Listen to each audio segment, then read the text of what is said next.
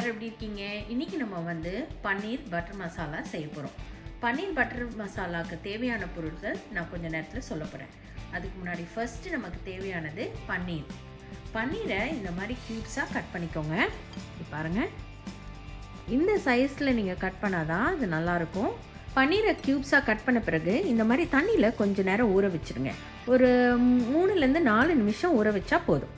ஏன்னா அதில் இருக்க அந்த புளிப்பு தன்மையெல்லாம் அது சீக்கிரமாக எடுத்துரும். 3 நம்பர் வெங்காயம், 3 நம்பர் தக்காளி, இஞ்சி ஒரு 4-5 துண்டு வர மாதிரி எடுத்துக்கோங்க. பூண்டு பல் வந்து 5-6 நம்பர் எடுத்துக்கோங்க. பச்சை மிளகா 3-4 எடுத்துக்கோங்க. 1/4 டீஸ்பூன் ஜீரகம், உப்பு, மிளகுத்தூள், மிளகாத்தூள், கஸ்தூரி மேத்தி, மஞ்சத்தூள், எண்ணெய் தேவைக்கேற்ப, வெங்காயம்,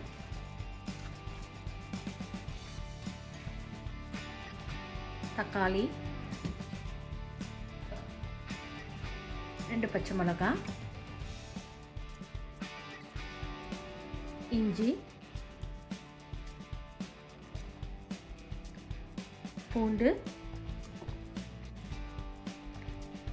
ஜீரகம்.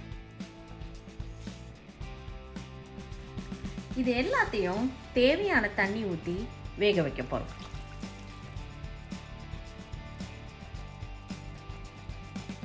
இப்போ இது நல்லா வெந்துருச்சு. இது கொஞ்சம் நேரம் ஆறின பிறகு இதை ஒரு ஃபைன் பேஸ்ட்டாக நம்ம அரைக்க போகிறோம். இந்த வேக வச்ச வெங்காயம், தக்காளி, பச்சை மிளகாய், ஜீரகம், இஞ்சி, பூண்டு எல்லாத்தையும் நம்ம மிக்ஸி ஜார்லேயும் அரைக்க போகிறோம்.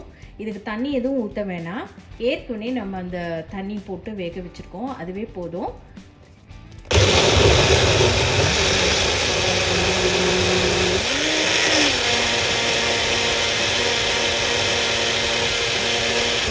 கொஞ்சம் பட்டர்,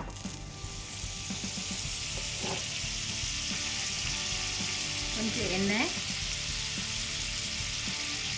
கொஞ்சமாக ஜீரகம் போட்டு நம்ம தாளிக்கிறோம். அப்புறம்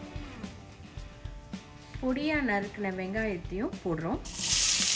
இது ரெண்டும் ஜஸ்ட்டு தாளிக்கிறதுக்கு தான்.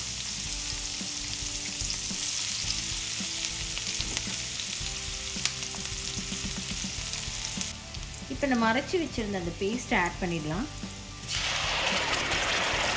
இது லைட்டாக பச்சை வாடை போகிற வரையும் நல்லா வதங்கட்டும். இது வதங்கிட்டு இருக்கப்போ நம்ம மிளகாத்தூள்,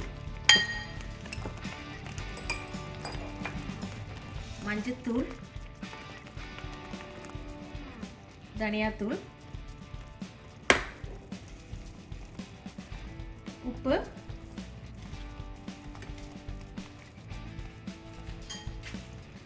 இதெல்லாம் நல்லா கொஞ்சம் மிக்ஸ் பண்ணிவிட்டு அதெல்லாம் பச்சை வாடை போகிற வரையும் நல்லா வதக்கலாம். அதுக்கப்புறம் நம்ம முந்திரி பருப்பு பேஸ்ட்டு கலக்க போகிறோம்.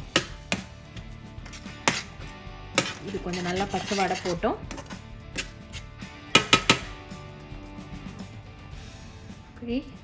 இது கொஞ்சம் நல்லா வதங்கிடுச்சு, பச்சை வடம் போயிடுச்சு. இப்போது நம்ம இந்த முந்திரி பேஸ்ட் ஆட் பண்ணுறோம்.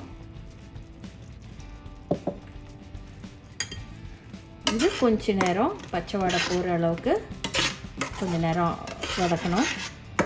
இந்த பாயிண்டில் நம்ம பட்டர் சேர்க்குறோம். இந்த முந்திரி பேஸ்ட்டு பச்சை வடை போகிறவளு கொஞ்சம் நேரம் இருக்கட்டும். இப்போது எல்லா பச்சை வடையும் போயிடுச்சு. பாருங்கள், இந்த திக்னஸ் இருக்கணும். ரொம்ப தண்ணியாகவும் இருக்கக்கூடாது, ரொம்ப திக்காகவும் இருக்கக்கூடாது. இதுதான் கரெக்டு பதம். இப்போது நம்ம இந்த கஸ்தூரி மேத்தியை ஆட் பண்ணுறோம்.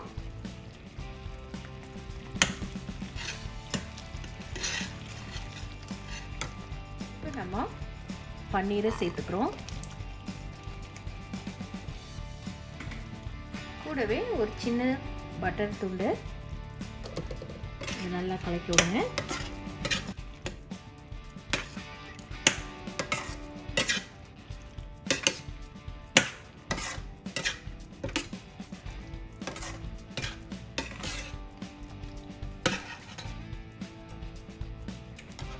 லாஸ்ட்டாக கொஞ்சம் பெப்பர், ரொம்ப கொஞ்சம் 2 பிஞ்ச் இருந்தால் கூட போதும். ஏன்னா ஏற்கனவே நம்ம மிளகாத்தூள், பச்சை மிளகாய் எல்லாமே ஆட் பண்ணியிருக்கோம். ரொம்ப காரமாயிடும். இப்போ எல்லாமே மிக்ஸ் பண்ணியாச்சு. கடைசியாக நம்ம கொத்தமல்லி போடுறோம்.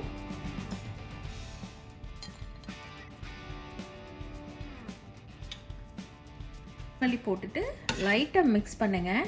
அப்போ தான் அந்த வாசனையெல்லாம் நல்லாயிருக்கும். பன்னீர் பட்டர் மசாலா ரெடி.